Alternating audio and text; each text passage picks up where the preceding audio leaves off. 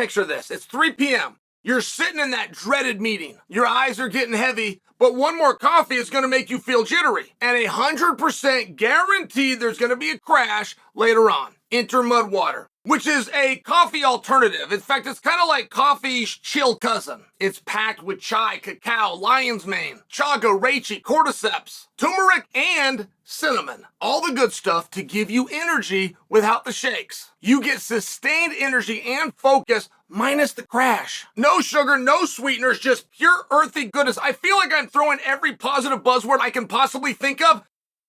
That's what Mud Water is. Plus, I haven't even told you this part, it won't keep you up all night. My favorite part about Mud Water is how easy it is to make. Just drop the powder into your favorite mud, pour some water on it, and give it a mix. Boom, that's it. So head to mudwater.com, grab what's called a starter kit. Use the promo code Chael for up to 43% off, plus free shipping and a rechargeable frother. That is 43% off with code Chael only at mudwater.com. And if they ask, tell them we sent you. Stay sharp, stay calm, and power through your day with Mud Water. You know, I like Fury, and I'm going to stop right there.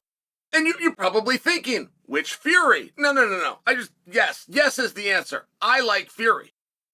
I like Tyson Fury because we respect him. Every fighter respects him, right? That is just one tough, not to mention entertaining, just that's a very special fighter. Amongst the best to have ever done it. But old man Fury, I mean, you want to talk about the show, you can serenade the beautiful old lady in the front row. I'm into the whole thing. But you want to talk about just pure entertainment. The Fury story's not the same without Jon. It is not. Jon Fury showing up drunk at press conferences and taking his shirt off. He takes his shirt off and he's hooping and hollering, he's waving it around the crowd. And Jon doesn't do as much. Do you remember when he got punched? That just happened. I think that was the Usyk fight. He got punched and he's bleeding. And then Tyson comes in the room and Tyson sees him, has no idea what happened and says, you know, what did you get into, you old bastard? Says something like this, you know, the way they talk to one another. I think that might have been it exactly. You guys remember this? I mean, this is great entertainment. And old man Fury doesn't do as much of that at Tyson events. He does just enough, but he understands that Tommy is something different. He understands Tommy can box. Tommy's got an opportunity. Tommy's got a big name. Tommy's handsome. Tommy came from this reality show. Tommy settled down. Like there's a lot of checks in the box of Tommy Fury. He's not as good. He's not one of the best to have ever done it. We understand that. But there's something there, right? I mean, there's millions of dollars waiting there per fight. That's probably right. 2 million. Yeah, he's starting to push it. But he's all the same. There's very few boxers that will ever see a 7-figure payday. He multiple in one night because he's good looking, because he can move a little bit, because of the family name. Yeah, sure it is. But Jon also understands lots of guys are good looking and can move a little bit and come from a lineage of boxers.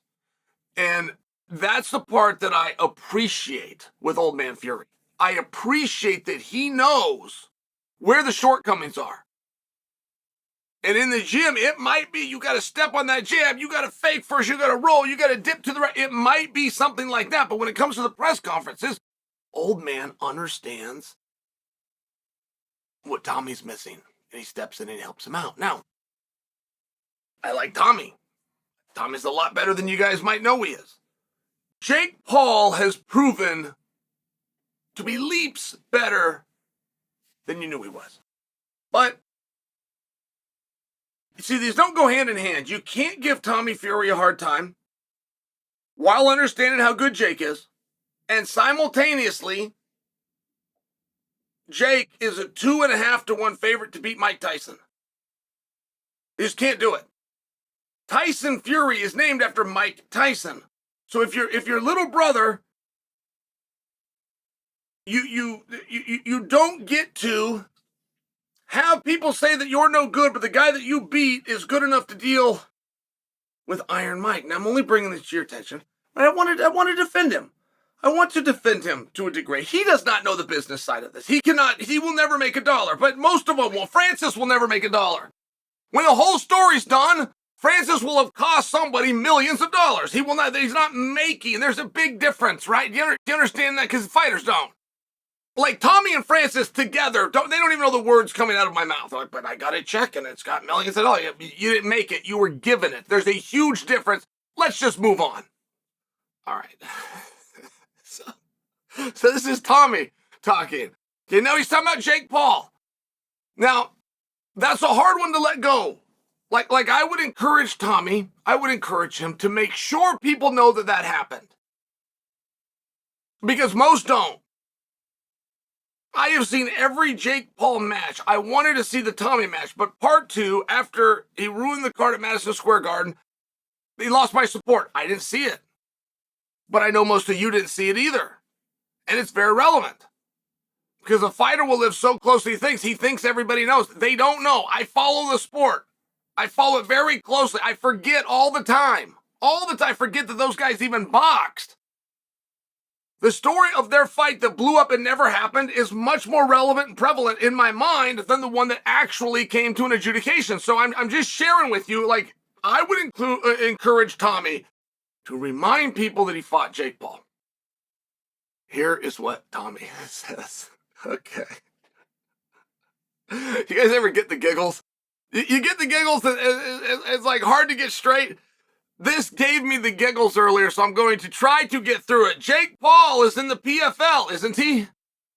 Ends it with a question, right? That's like when your new girlfriend is dating a guy named Jack, but you go up and say, hey, how's John doing, right? You switch the name. Like, it's low-hanging fruit, but it's also required, right? The new boyfriend not liking, or the ex-boyfriend not liking the new boyfriend, like that's bigger than the both of us. As, you know, there's nothing we can do about it. That kind of condescension must take place. So he knows exactly where he is. Jake is in the PFL, but then he wants to slip in isn't he? As like, I don't even really follow him. Is he still yeah, he's with the PFL. Those guys they're in America, right? All right, fine.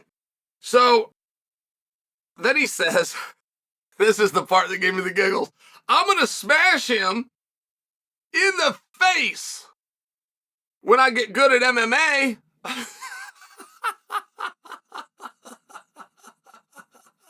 He says I'm going to smash him in the face when I get good at MMA.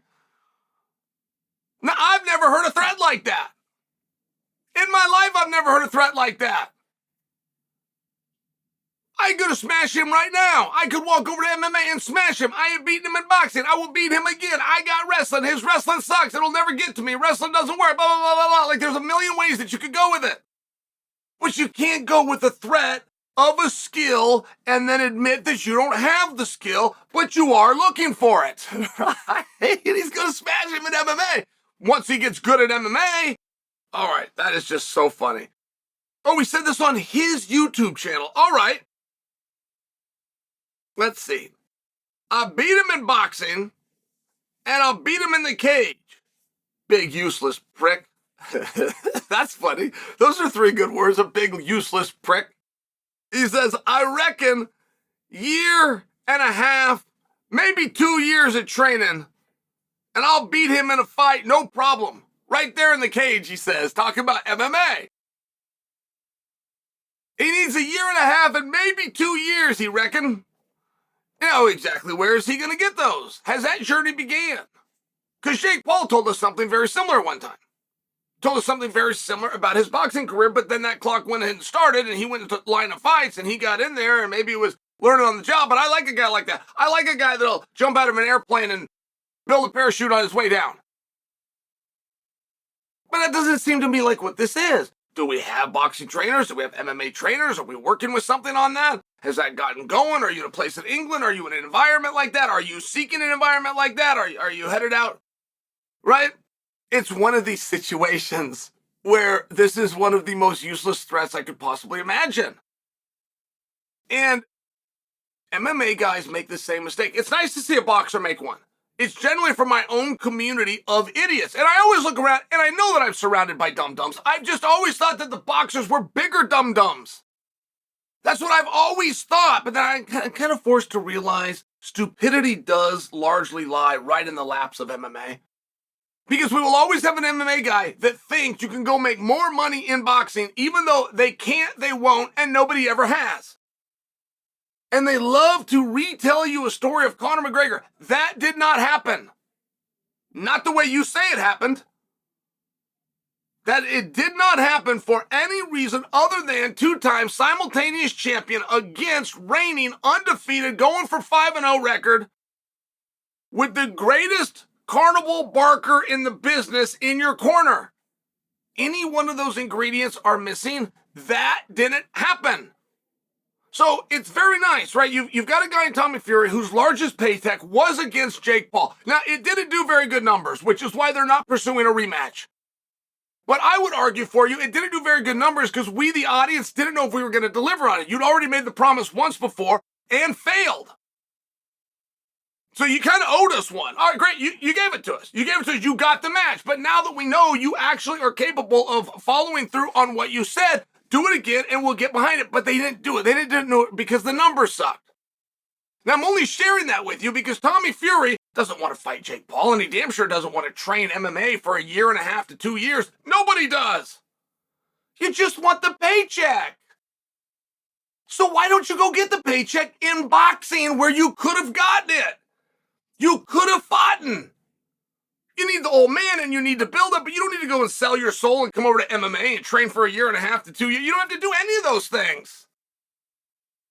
He's a boxer, you're a boxer. You've never done MMA, he's never done MMA. Why would you call him out for a different sport? Nobody knows that you boxed him in the first place, Tommy.